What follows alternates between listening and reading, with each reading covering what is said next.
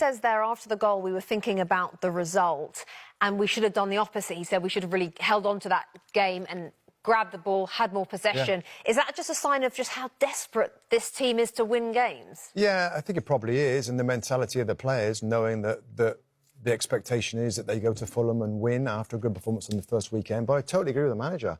And to be fair, the manager has said this stuff now right from week one about he wants his team to have the ball. As Tim said earlier on, longer possessions, like slower to attack. We're OK having the ball. And when I see that from Man United, I'm like, that's more like... So whose fault is it when that doesn't happen after the goal goes in? I think it's partly his fault and it's partly the players' fault.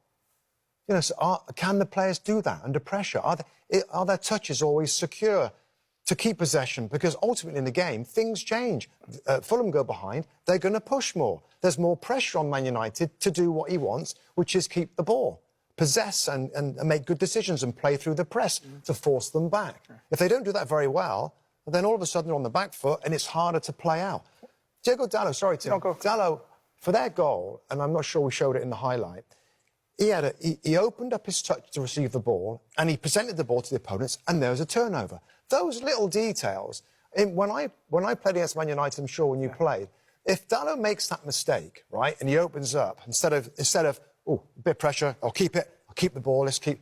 You know, there's United players on his case. What are you doing? Keep the ball. And yet, there's little details that it's easy for everybody to look past, but they mean things. They mean why they didn't keep possession there. Well, they mean why they conceded a goal. And you even mentioned to me, the player, if Smith Rowe runs off the front of Bruno Fernandes for the goal, and no one says anything. I've been in teams where I'm thinking, oh boy, I'm getting shouted out from everywhere. Nobody said to him like, say we were running. Not one person gestured to him. But you asked the question: is it on the players or is it on the manager?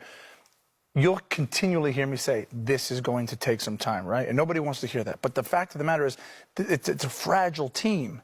They have to try and not only just win games and play the way the manager wants, but then they have to learn how to go on and take the game, you know, control it. That's not an easy thing to do. You don't learn that overnight.